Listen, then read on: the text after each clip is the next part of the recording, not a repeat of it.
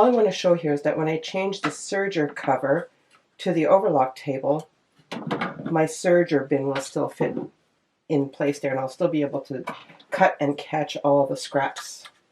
So I'm just going to lower the door and then pull away this compartment,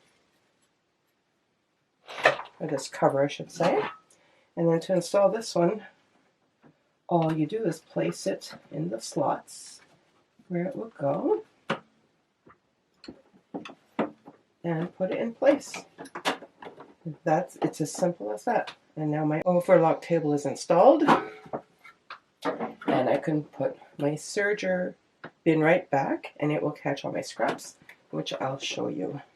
I'm just using a scrap. So my serger bin is right in here.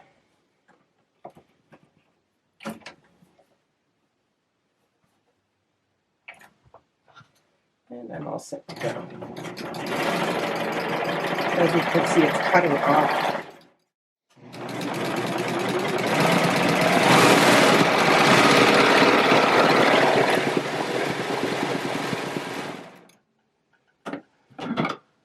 And there are my scraps.